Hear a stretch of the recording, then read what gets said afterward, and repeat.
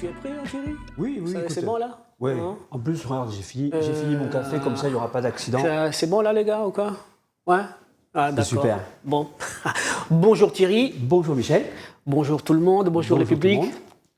Nous sommes ici aujourd'hui pour un autre épisode des Chroniques, sachant que la dernière fois, on a parlé sur la grâce, ce qui est de la part de Dieu. Donc aujourd'hui, on va parler sauvé par l'obéissance née de la foi, ce qui est la part de l'homme. Donc Amen. il y a l'obéissance et la foi. L'homme doit faire sa part, oui. C'est notre part. Parce que Dieu a donné sa part, il a fait, il a tout fini. Donc aujourd'hui, c'est notre part. Donc on va prendre le verset clé qu'on va utiliser aujourd'hui, c'est dans Éphésiens chapitre 2, verset 8. Car vous êtes sauvés par la grâce, par le moyen de la foi. Et cela ne vient pas de vous, c'est un don de Dieu. Voilà, donc on avait vu effectivement la première partie du verset, la grâce, et maintenant, on va essayer de montrer que le moyen de la foi. Donc c'est les moyens de la foi. Donc la foi, c'est un moyen que Dieu nous a donné pour s'approcher de lui. Donc il nous faut, pour activer la foi, il faut l'obéissance. Donc en gros, en fait, l'obéissance, ça veut dire la soumission. Se conformer à quelque chose, obtempérer. Ce sont des règles en fait dictées, obtempérer aux règles dictées par quelqu'un. Quand j'obéis à quelque chose, ça implique à quelque chose aussi. C'est que je dois renoncer à moi-même, à mes idées, à mes habitudes, à mes traditions, à mes coutumes même. D'accord? Donc, l'obéissance est aussi alimentée par le respect dû à celui qui parle ou à celui qui donne les règles. Voilà, ici en l'occurrence, bien sûr, c'est Dieu. C'est Dieu lui-même. Et la véritable foi que nous, on peut exprimer, c'est justement, elle nous conduit à cette obéissance à la parole de Dieu. Donc à celui qui parle, celui qui dicte, voilà, celui qui donne des règles. Tout à fait. Et la deuxième, c'est l'obéissance est aussi alimentée par la conviction due à ce que cet homme ou cette personne dicte ou donne comme des règles. C'est ce qu'on appelle la foi. Tout à fait. Donc nous sommes sauvés par la grâce, par le moyen de la foi. Donc il y a deux éléments là. Il y a le moyen et il y a la foi. Donc nous allons quand même donner une définition de ce que c'est le moyen. Moi j'ai regardé un peu. Oui. J'ai regardé dans la Bible, dictionnaire biblique et dictionnaire Larousse. Donc, les moyens est un procédé, une méthode, une ressource, un canal. Donc, les moyens aussi, c'était une action effectuée dans le seul but d'obtenir quelque chose. En fait, en tout, c'est une manière d'agir, un procédé qui permet de parvenir à une fin. Et la Bible donne aussi une définition. Oh oui, une très bonne définition même. Une définition. Et pas celui-là, en fait, non, pas celui-là. Donc là, cette définition du moyen. Et donc, on va définir aussi ce que c'est la foi. Et après, on partira sur ces versets que je voulais donner tout à l'heure. D'accord? Donc, la foi, la définition de la foi selon la Bible, la foi est une ferme assurance des choses qu'on espère, une démonstration de celles qu'on ne voit pas. Et bizarrement, Larousse donne aussi cette définition. La foi est une tranquille confiance à un Dieu réel, tout-puissant et proche, quoiqu'il est invisible. J'aime bien cette définition. Tout à fait, tout à fait. Alors bien sûr, pour bien situer, c'est Hébreux, bien sûr. Dans Hébreux, il y a tout un chapitre qui nous parle de la foi. Et effectivement, Hébreux 11.1, c'est le verset que tu viens de nous dire, et celui auquel tu penses, on va y arriver tout à l'heure. C'est ça. C'est Hébreux 11.6. Mais oui, effectivement, cette foi, elle est nécessaire, et c'est un moyen. Comme nous, on a des moyens techniques, et on a la foi que les gens nous écoutent. Amen. Par ce moyen-là. Et nous, ce qu'on fait, on discute, on essaie de développer les choses, et c'est ce qu'on dit aussi. Les gens, après, on a la foi qu'ils vont mettre en pratique, comme Dieu a parlé. Il nous a laissé aussi un moyen, c'est la Bible. Oui. Et si on lit la Bible, on peut mettre notre foi en pratique. Donc c'est un moyen, et comme la Bible a dit, pour s'approcher de Dieu, en fait, c'est le seul moyen qu'il a donné. Hein. C'est-à-dire, comme la Bible a dit, il est impossible d'être agréable à Dieu sans la foi. Pourquoi? Parce qu'il faut que celui qui s'approche de Dieu croit que Dieu existe. Et il est le rémunérateur de ceux qui le cherchent. On trouve ça dans Hébreux chapitre 11, verset 6. Donc, avoir la foi, c'est de croire. Tout à fait. D'accord? On est d'accord là-dessus. Avoir confiance, avoir une conviction. Et aussi, être persuadé de quelque chose. Exact. Elle suppose des conditions préalables avant qu'on l'exerce. C'est ce qu'on appelle, c'est l'acquiescement de l'esprit et le consentement de la volonté. Donc la foi, en résumé, c'est un procédé et une ressource de Dieu que Dieu nous a donné à chacun pour le trouver. C'est le seul moyen que Dieu nous a donné par lequel il se laisse trouver par celui ou celle qui le cherche. C'est le point de départ d'une relation avec Dieu. C'est le point de départ d'une vie avec Dieu, c'est le point de départ d'une collaboration et d'une marche avec Dieu. Effectivement, et la question qui pourrait se poser, parce que souvent on rencontre des gens qui ne connaissent pas forcément la parole de Dieu et qui se disent « Ah oui, mais moi je n'ai pas la foi ». Alors est-ce que quelqu'un peut être privé de la foi ou est-ce que la foi est donnée à tout le monde?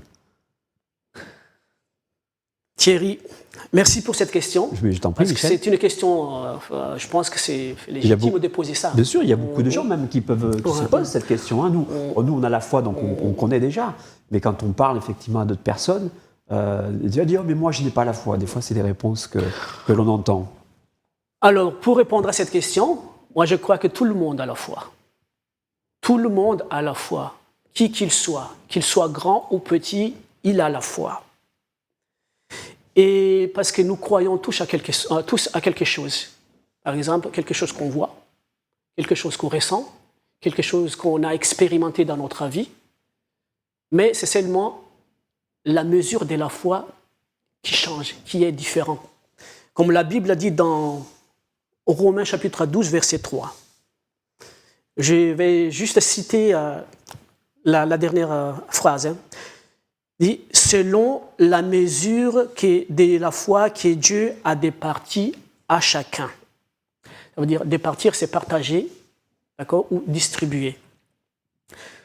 D'accord. Donc, je disais que tout le monde, à partir de ça, on voit que Dieu a départi, a donné la foi à chacun, à tout le monde. Tout à fait. Donc, personne ne peut dire qu'il n'a pas la foi. Même nous avons des différentes formes de la foi, différentes formes des croyances. Je parle bien des croyances, hein. Oui. Ce n'est pas de la religion, d'accord? Ce sont des choses différentes. Tout à fait. Donc, j'ai pris quelques notes pour montrer qu'il y a plusieurs formes de croyances dans ce monde. Donc, il y a ce qu'on appelle le théisme. Peut-être c'est un nouveau nom que vous ne savez pas. Et la définition des théismes, ce sont des gens qui considèrent Dieu comme un être infini et tout-puissant, à partir duquel l'univers devient intelligible. C'est comme nous croyons que Dieu est tout-puissant. C'est lui qui est la source de toutes choses, les créateurs. Deuxièmement, nous avons le déisme. Donc, c'est déisme qui croit aussi en Dieu, mais c'est différent de ceux qui croient en celui, le Créateur. Lui, sa croyance, il croit seulement à ce qui est naturel, mais il rejette tout ce qui est surnaturel, par exemple des miracles ou des révélations. C'est rationnel, quelquefois. Oui. Ouais, c'est rationnel. Et à chaque fois, c'est l'expression de leur foi à eux. Hein, donc ils exercent quand même. Ils ont une foi, ils exercent leur foi, mais on voit que dans les exemples que tu donnes, elle est mal dirigée. Hein, et il y a d'autres exemples, hein, Michel. Exactement.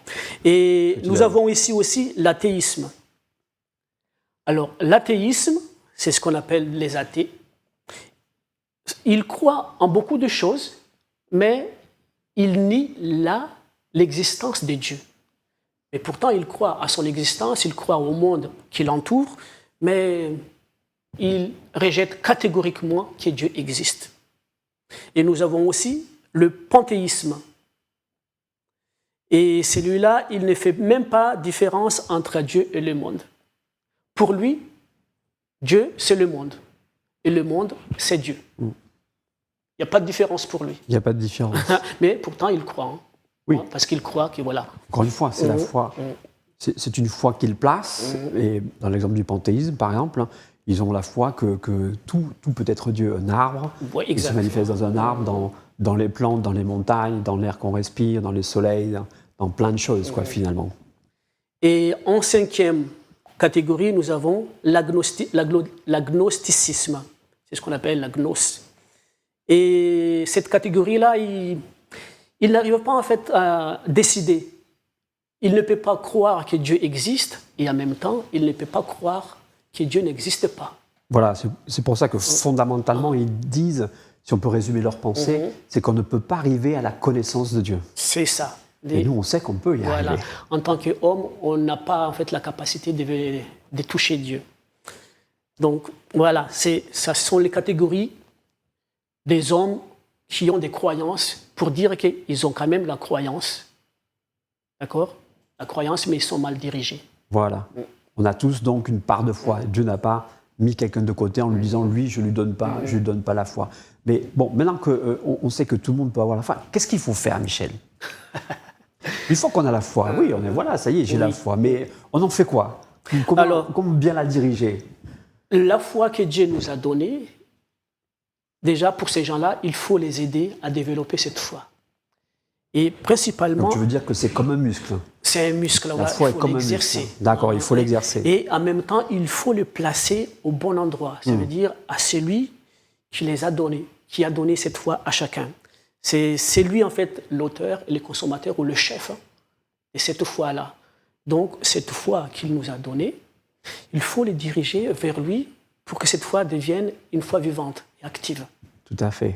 Parce que notre foi, elle doit reposer sur quelque chose de stable. Stable et réel. Réel. Sur quelque chose dont on sait qu'on va obtenir des certitudes, sur laquelle on va pouvoir avoir une pleine confiance. Je peux prendre un exemple. C'est vrai que beaucoup de gens mettent leur foi dans la science, par exemple. Mais la science se trompe souvent. Donc on peut se dire, est-ce que vraiment placer toute notre foi dans la science, est-ce que c'est raisonnable ?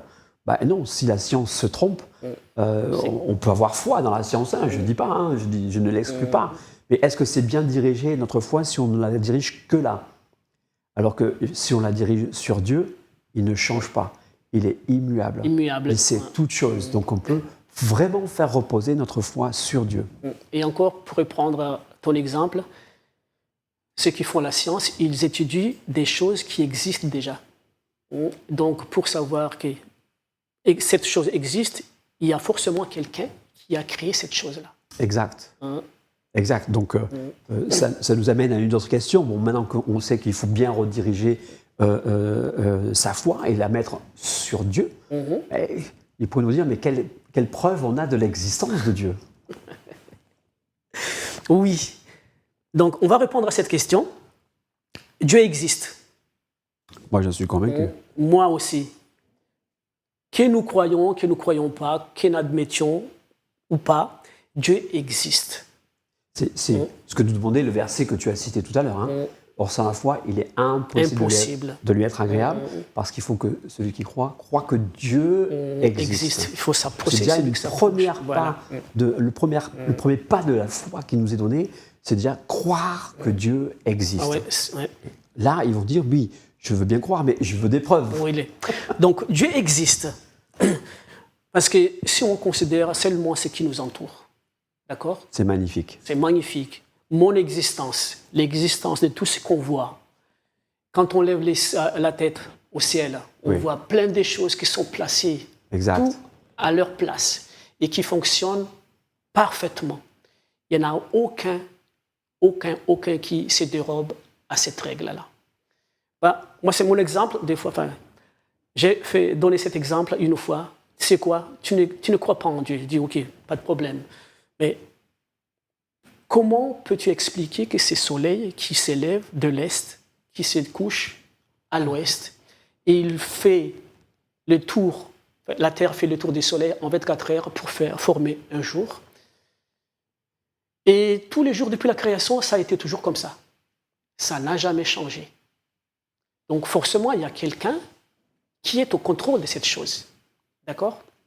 Qui est au contrôle de cette chose. Exact. Et on contemple l'univers. Voilà. Et en plus de ça, on n'a jamais entendu dans l'histoire jusqu'à maintenant, on n'a jamais entendu que le soleil, une fois, il s'est levé du nord et il s'est couché au sud. Au sud, non. Pour l'instant, je n'ai pas entendu. Et c'est toujours au même endroit, et ainsi de suite. Donc la Bible dit ouvertement, dans Romains chapitre 1, à partir du verset 19 à 20, c'est Dieu qui parle, hein, et dit « Ce qu'on peut connaître des dieux a été manifesté parmi nous. » Moi, je l'approprie. Dieu nous fait savoir et nous ayons manifesté, car la perfection invisible de Dieu, savoir sa puissance éternelle et sa divinité, se voit comme à l'œil. Depuis la création du monde, quand on considère ses œuvres, de sorte, ceux qui disent qu'ils ne croient pas en Dieu, ils n'ont pas d'excuses. Ils n'ont pas d'excuses. Ils n'ont pas d'excuses. Le simple fait de contempler l'univers. Alors, bien sûr, les scientifiques contemplent aussi l'univers et ils trouvent des choses. Mais souvent, quand on discute avec ces gens-là, ils voient bien que tout ce qui est là, c'est pas le fruit du hasard. Il y a quelque chose derrière. Et l'homme a tendance à vouloir dire et placer leur foi dans cette chose qu'ils ne connaissent pas, mais ils le reconnaissent. Hein, la plupart des gens reconnaissent qu'il y a quelque chose. Voilà pourquoi il y a tant de religions dans le monde. Et Dieu a créé l'univers. Nous, on en est convaincus. Et la manifestation de l'univers, c'est-à-dire ce qu'on peut voir de l'univers, quand on regarde et quand on contemple cette beauté-là, on peut que se dire... On dit forcément, il y a quelqu'un. Il y a quelqu'un. Il y a quelqu'un. Et la science essaie de nous embrouiller en nous disant, mais je peux te dire comment tout ça est arrivé. Oui, mais elle n'arrivera jamais à nous dire pourquoi. Ils peuvent dire comment, mais ils ne peuvent pas dire pourquoi. Mais à force de remonter même dans l'ordre de l'univers, ils vont voir que même l'ordre lui-même de l'univers est quelque chose de fantastique. Mais ils n'arriveront jamais à nous dire pourquoi ces choses ont été faites. Et nous, on dit pourquoi ? Mais parce que c'est Dieu qui l'a voulu. Et on doit reconnaître que c'est lui qui le fait. Que tout ce qui existe, ce n'est pas le fruit du hasard, mais qu'il y a bien une pensée qui a tout créé. Et nous, on croit que cette pensée, celui qui l'a fait, c'est le seul et unique vrai Dieu. C'est unique, parce que si on fait quelque chose au hasard, tôt ou tard, il va y avoir une défaillance dans ce système. Exact. Mais tout ce que nous voyons, il n'y a pas de défaillance. Parce que regarde déjà la mer. Oui. La mer, il a beau avoir des tempêtes, peut-être des grosses vagues s'abattre sur la terre, mais la mer n'a jamais,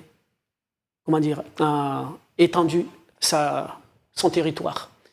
Comme s'il était lié par quelque chose ou encadré par quelque chose, et la mer n'arrive pas à dépasser la limite que Dieu a fixée pour son territoire. Donc ça, même la Bible en parle. Hein. La Bible en parle, on voit ça dans Proverbes chapitre 8, verset 29.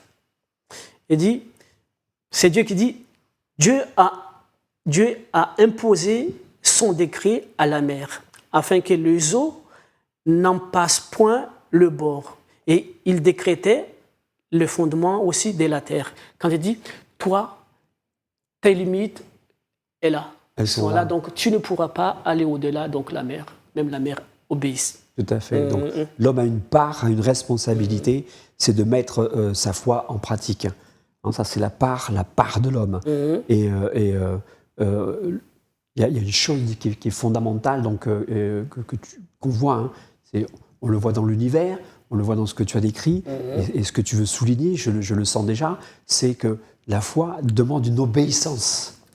Comme quand Dieu a dit au soleil, tu restes là, tu fais... Donc, l'univers obéit aux lois de Dieu. Même l'univers obéit aux lois de Dieu. L'univers obéit aux lois de Dieu. La mer obéit à la loi de Dieu. Et l'homme doit obéir à la loi aussi de Dieu qui fait que sans la foi, on ne peut pas s'approcher de lui. On ne peut même pas lui être agréable. On ne peut même pas lui être agréable. Donc la part de l'homme, c'est de mettre sa foi en action. Et ça demande d'obéir. Et obéir, tu vas nous expliquer un petit peu, voilà. Michel, j'espère. Alors oui. Donc cette foi que nous avons, que Dieu a mis en nous, nous devons le mettre en action. Amen. Et pour le mettre en action, d'abord, il faut obéir. Exact. Parce que la foi nous conduit à l'obéissance et l'obéissance nous pousse à l'action. Exact. Donc si moi j'obéis et je ne fais rien, ma foi elle est morte. Et oui, tout à fait. Elle est morte et elle n'aboutit pas.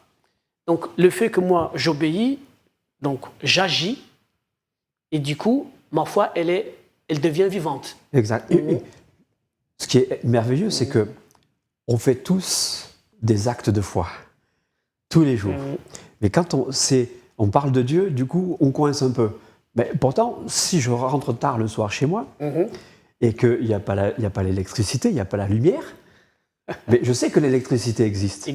Je ne la vois pas, mais je sais qu'elle existe. Et l'acte de foi que je fais, c'est que j'appuie sur le bouton et je m'attends à ce que la lumière soit là. Exact. Mais quand c'est Dieu, on leur dit « mais Dieu existe, mais je ne le vois pas ». Et on hésite à appuyer sur le bouton de la foi qui fait qu'on va pouvoir être en contact avec lui. Exact. Alors que c'est tous les jours qu'on fait ce genre d'acte. Dans notre vie, tous les jours, voilà, c'est on ça, le fait. Mais quand on parle des dieux… Je monte dans ma voiture, je tourne la clé, je m'attends à ce que ça démarre. Amen. La foi, elle devrait être exactement comme ça. On a tous les moyens de la foi, il suffit de les mettre en œuvre. Mettre en œuvre et la placer au bon endroit. Voilà, quand on a conscience que quand on parle de Dieu, on peut s'adresser à lui. On l'a vu, il nous a tendu la main par la grâce. Et maintenant, notre foi, par l'obéissance, c'est d'attraper cette main. C'est notre part. C'est ça. Et comme tu dis, il faut donc qu'on exerce notre foi. Il faut mettre en action. Il va falloir bien pomper pour faire pratiquer notre foi et répondre aux exigences de Dieu. Et obéir. Obéir. Et on a un verset à donner, d'accord ? Oui. C'est l'apôtre Jacques.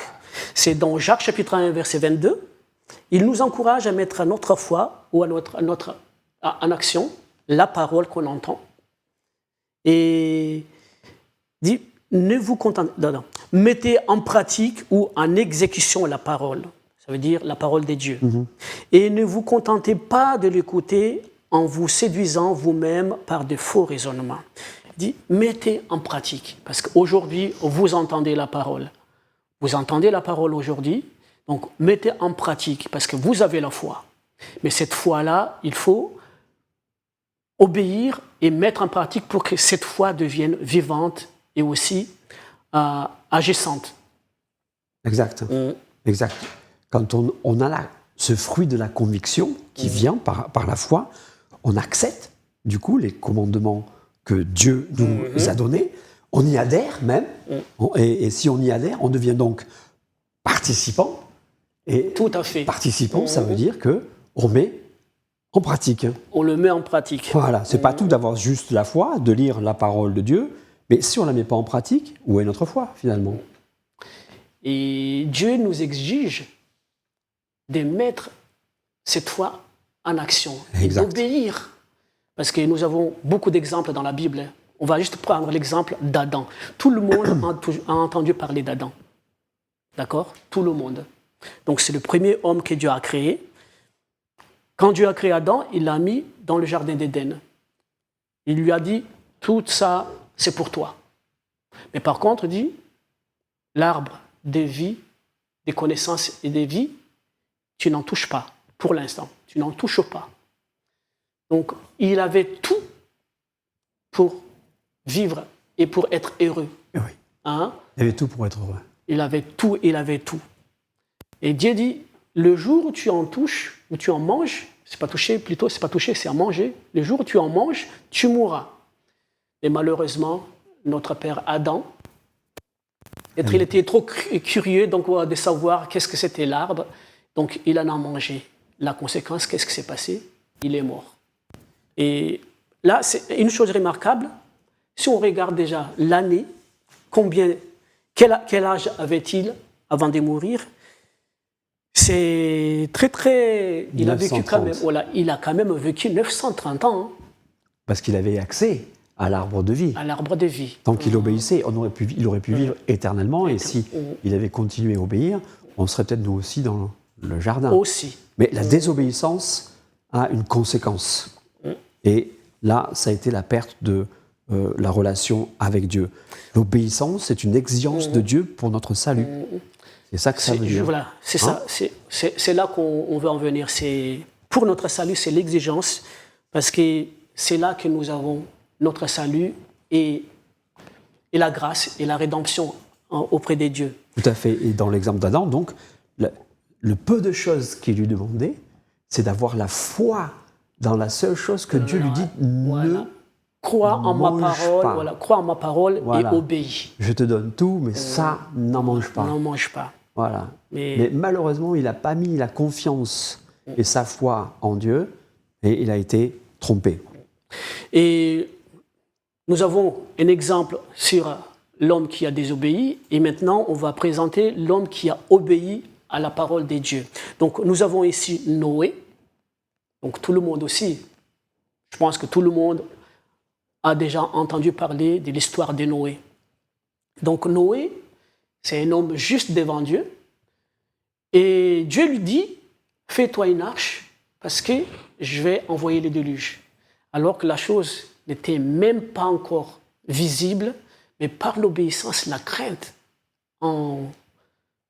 chez lui, il a obéi, il a fait l'arche. Et si nous regardons dans Genèse chapitre 6, chapitre 7 et chapitre 8, oui. Et ça raconte cette histoire.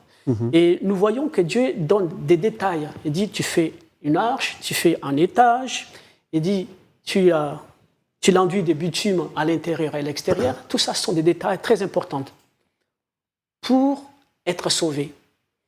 Et donc, lui, il a obéi, il l'a fait. Et le déluge est arrivé. Et imagine-toi, s'il a juste fait l'arche, il a fait l'étage, mais il n'a pas enduit de bitume à l'intérieur ou à l'extérieur, je pense que l'arche a coulé, peut-être il n'a pas pu rester sur la surface de l'eau pendant un temps. Ouais. Tout à fait. Voilà, il a coulé. En plus, certainement, Noé, c'était pas un armateur, donc il ne savait pas construire un bateau. Pas du tout. Il fallait absolument que Dieu lui donne tous les plans et qu'il exécute des choses selon le plan. Le plan de Dieu. Encore une fois, un plan est donné de la part de Dieu, et si on veut accéder au salut, il faut suivre exactement le plan. Ce que Noé a fait. Donc, le résultat, qu'est-ce qu'on a vu? C'est qu'à la fin du déluge, il est sorti. C'est ce qu'on voit dans Genèse chapitre 8, du verset 18 à 19. Il est sorti avec sa femme, avec ses 3 enfants et les femmes de ses 3 enfants et les animaux qui étaient avec lui. Exact. Tout a été sauvé par l'obéissance. Tout à fait. Hein, par l'obéissance. Donc c'est là ce qu'on veut insister, c'est que la foi, c'est ce qui est demandé, c'est la part de l'homme. La part de l'homme à ce que Dieu demande. Dieu tend sa main, Dieu tend sa main pour le salut, et à chaque fois dans l'histoire, on voit que l'homme doit faire sa part. Dieu fait l'immensité des choses, mais comme il nous a donné quelque chose de très précieux qui est le libre arbitre, nous avons donc notre part, nous, à faire. Même si Dieu pourvoit à tous les moyens, parce qu'on est sauvé par grâce, par le moyen de la foi, et cela ne vient pas de vous, c'est le don de Dieu. C'est le don de Dieu. Dieu nous donne tous les moyens pour réussir, mais la responsabilité qu'on a, nous, c'est d'agir. Obéir et agir. En fonction de la foi qu'on exerce envers Dieu. Parce que tout est entre nos mains. Tout est entre nos mains. Et nous avons aussi l'histoire de ces 3 Hébreux là, qui étaient jetés dans le feu. Bien sûr. Et ça, c'est impressionnant pour moi, c'est vraiment parce qu'ils étaient face à quelque chose qu'ils voyaient. Exact. Il y avait le feu là.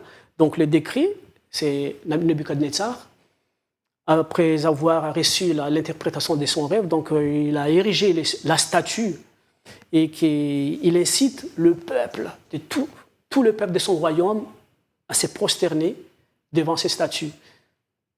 Mais il y en a 3 qui ont résisté. Pourquoi ils ont résisté? C'est qu'ils avaient déjà reçu un commandement des dieux réels qu'ils ont vu qu'ils ont sentis, avec lesquels ils ont marché. Parce que la Bible nous dit, dans Genèse, on va voir, c'est les commandements que Moïse a donnés au peuple. Hein.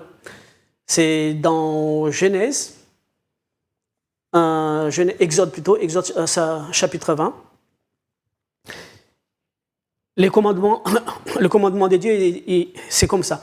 Tu n'auras point d'autre Dieu devant ma face. Amen. Donc, ça, c'est le premier commandement. Amen. Et après, un peu plus bas, il dit, tu ne te prosterneras point devant des statues pour les servir. Parce qu'il dit, je suis un Dieu jaloux et le Dieu tout-puissant. Donc, ils ont reçu ce commandement, donc ils avaient la foi. Ils voulaient obéir à Dieu, mais Nebuchadnezzar voulait le faire transgresser ce commandement. Donc, il a même fait des menaces. Il dit, si vous ne prosternez pas devant la statue, je vous jette dans le feu ardent. Le feu ardent. La fournaise ardente. La fournaise ardente. Et qu'est-ce qu'ils ont fait? Ils ont résisté. Ils ont résisté.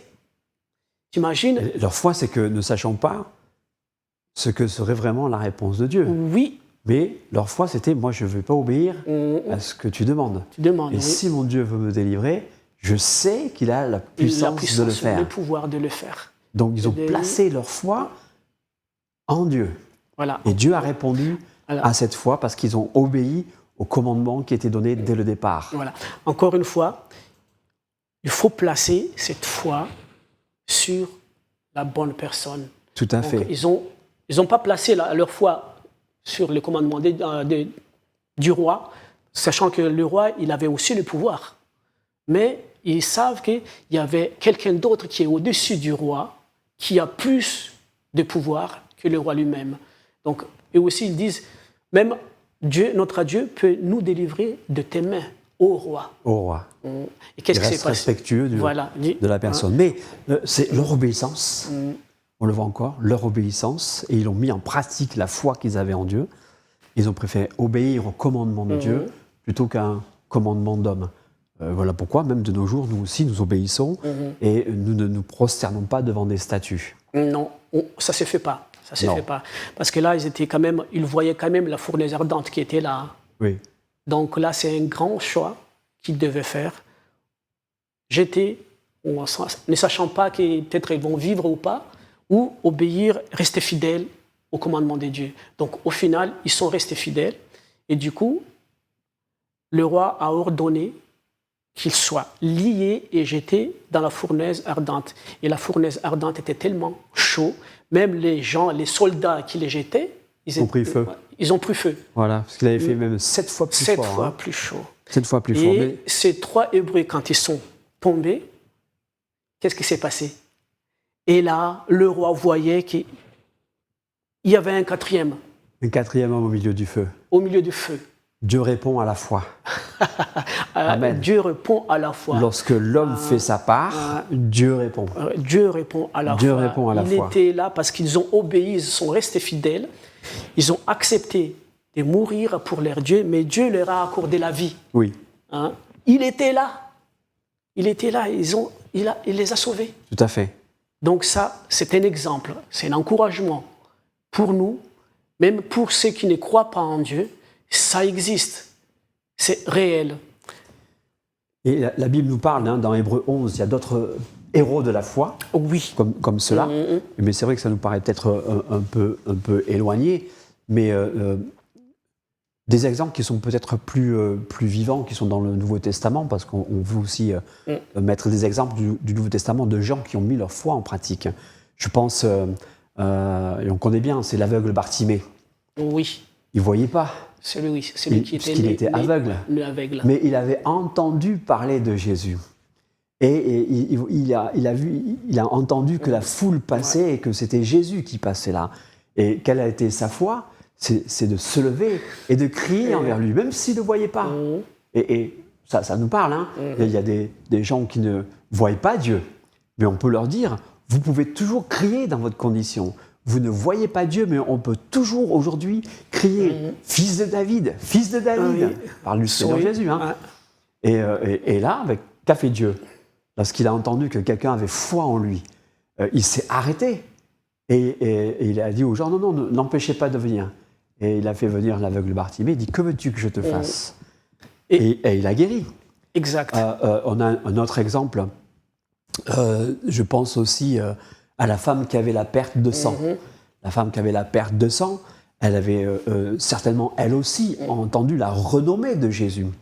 Mais sa condition physique, normalement, l'empêchait d'avoir un accès. Oui, normalement, elle devait interdire. Elle ne devait pas même elle ne devait pas toucher les gens à à cause de ce qu'elle avait, la perte du sang. Le sang, c'était quelque chose d'assez... dans la loi, c'était assez... ça pouvait rendre impure, et donc on pouvait la considérer comme impure. Mais elle s'était dit, si je pouvais toucher le bord de son vêtement. Le bord de son vêtement. Et des fois, il y a des gens qui sont tellement désespérés qu'ils peuvent avoir cette même envie. Peut-être que je ne suis pas digne de m'adresser à toi, Seigneur, mais si seulement je pouvais un peu toucher de ce que tu es. Et par cette foi, le Seigneur a senti que quelque chose était sorti. Voilà. Et elle a su instantanément qu'elle était guérie. Et c'est sa foi, lui, ta foi t'a sauvé. La foi t'a sauvé. Pour mettre en action. Voilà. Même si là, c'était peut-être compliqué pour elle, parce qu'elle ne devait pas toucher les gens, elle ne devait pas être dans cette foule. Il y avait foule. Et en même temps, c'est passé à travers cette foule. En plus, elle est une femme. Et toucher le bord du vêtement. Et en plus de ça, ça fait 12 ans. Ça faisait pas mal d'années. Qu'elle a subi. Donc je pense qu'elle était elle a mis tous ses moyens dans les médecins. Peut-être faible dans son physique. Tout à fait. Et s'effrayer un chemin au milieu de cette foule, il fallait vraiment... Et ça nous parle encore, parce qu'elle avait utilisé tous ses moyens dans les médecins. Et des fois, peut-être qu'il faut avoir confiance dans la médecine aujourd'hui, les progrès que la médecine fait, on n'est pas contre ça. Mais lorsque la connaissance de l'homme et la connaissance de la médecine arrivent au bout, ça limite. Il reste une solution. Il reste une solution, et cette femme a trouvé cette solution. Et elle a mis sa foi en action. Venir à Dieu. Elle a mis sa foi en action, elle l'a mis en œuvre. Elle dit, si au moins je pouvais juste toucher le bord de son vêtement, et elle a eu sa guérison. Alors, là encore, on voit que quand elle a commencé, elle a mis sa foi sur la médecine. Mais au final, elle a vu que la médecine ne pouvait pas satisfaire ses besoins, sa guérison, et elle a redirigé sa foi sur celui qui répond à la foi. Le consommateur de la foi, l'auteur de la foi, c'est Jésus-Christ. Je vais continuer juste une minute. Je t'en prie, Michel. Pour Bartimée, je vais souligner quelque chose. Il y avait une grande foule qui était là, mais Bartimée, il a crié. Il a crié, et imaginez-vous, Jésus-Christ, il était au milieu de la foule, il y avait beaucoup de bruit, mais il a quand même entendu l'appel de Bartimée, et il a répondu à l'appel de Bartimée. Donc si vous, aujourd'hui, vous traversez des moments très difficiles, toutes choses vous tombent par-dessus. Si vous criez à Jésus, il vous entendra. Il vous entendra parce qu'il reconnaît la voix de chacun de nous. Exact. Et c'est une part de foi qu'on peut mettre en action. Hein? Ce n'est pas quelque chose d'énorme qu'on demande, mais dans notre difficulté, s'adresser à Dieu. Oui. Et l'exemple le plus magnifique que même Jésus était étonné de voir, c'est le fameux centurion. Alors là, même Jésus est resté... j'ai jamais vu une foi aussi grande dans tout Israël. Cet homme-là, il vient, et c'est même pas pour lui. C'est même pas pour lui, hein. Et c'est pour un de ses serviteurs. Il aurait pu être négligent, mais ça montre déjà que ce centurion avait de la compassion pour ceux qui sont sous ses ordres. Et il sait ce que c'est que de commander. Il sait ce que c'est que l'obéissance. L'obéissance. Et donc il vient à Jésus, il dit, moi je ne suis pas digne que tu viennes chez moi, mais dis une parole et mon serviteur sera guéri. Et là Jésus est waouh. Juste une parole, même pas de toucher. Le Seigneur est là, waouh. Et il a accédé, il a donné suite à la foi de cet homme, et il lui a dit, va, ton serviteur il est guéri. À l'heure même, le Seigneur a répondu à l'heure même. On pourrait trouver d'autres exemples. Mais tout ça nous montre que si on place notre foi en Jésus, on peut obtenir de ses bienfaits parce que il est le même. Jésus est le même. Il ne change pas. Il ne change pas. Hier, aujourd'hui et éternellement, il est exactement le même. Oui, donc il y a le bienfait de Jésus-Christ, il nous justifie dans tout, il nous donne de l'espoir, il nous fait devenir enfant de Dieu. Et ça, la foi en Jésus-Christ nous fait échapper au jugement dernier et il nous accorde aussi la vie éternelle. Donc, la question c'est que nous ne pouvons pas, nous avons un choix à faire. Nous ne pouvons pas servir de Dieu. Soit on aime l'un, on méprise l'autre, on haït l'autre, soit on s'attache à l'un, on méprise l'autre. Donc aujourd'hui, vous avez vu ce que nous avons présenté, la foi et l'obéissance. Donc on va vous encourager d'obéir à Jésus-Christ. Pourquoi à Jésus-Christ? Parce que il est le seul et la seule personne qui peut nous sauver. Il est le seul qui peut nous donner la vie. Il est le seul qui peut effacer nos péchés. Et il est le seul aussi qui peut nous donner la vie éternelle. Donc, alors, qu'est-ce qu'on peut faire? C'est ce qu'on peut faire. Qu'est-ce que Dieu nous demande? C'est une question. C'est une question qu'on peut se poser vraiment. Qu'est-ce que Dieu nous demande alors? Exact. C'est comme on l'a vu dans la première chose, c'est que la grâce de Dieu, elle est là. Elle est imméritée. On ne l'achète pas. Et c'est la main tendue de Dieu vers l'homme. Donc, ce que Dieu veut finalement, c'est qu'on réponde à cet appel. Exact. Qu'on réponde à sa main tendue.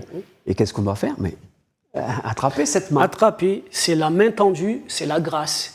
Donc notre foi, c'est attraper cette main. La part de l'homme. Ouais, c'est notre part, c'est attraper cette main.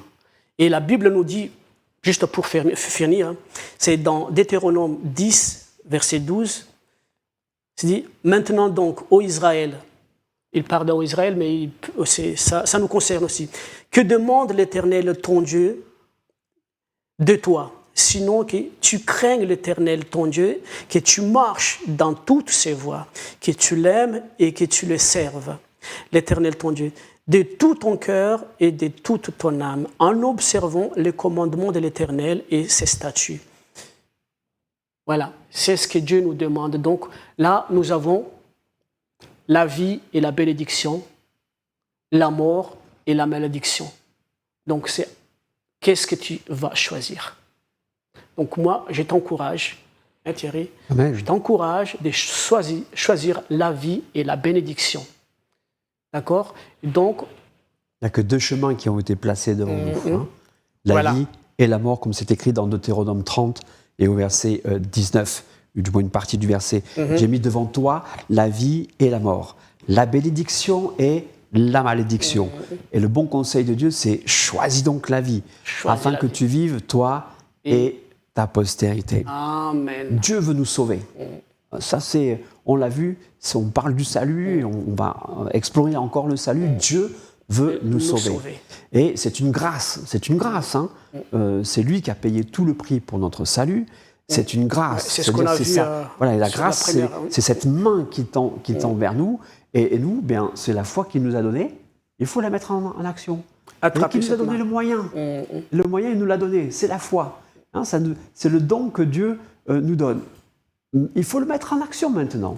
Et l'action, c'est tendre cette main vers ce salut et la saisir et suivre afin que le Seigneur nous sauve. Mais alors, comment faire? Donc, c'est ce qu'il faut faire. Moi, je vous encourage, si vous êtes croyant, vous êtes chrétien, lisez votre Bible. Et sinon, si vous n'êtes pas chrétien, si vous ne croyez pas en Dieu, cherchez la face de Dieu au nom du Seigneur Jésus-Christ. Et nous aussi, vous pouvez venir nous voir et on va vous prêcher la parole, la bonne nouvelle. Et ça va nous introduire pour la prochaine épisode. On en parlera pour la prochaine épisode. Donc, merci beaucoup de votre participation. Merci Thierry. Merci Michel. Merci les équipes. Donc, à la semaine prochaine, on parlera de la sauver par la prédication. Bien Michel. Au revoir. C'est exactement ça.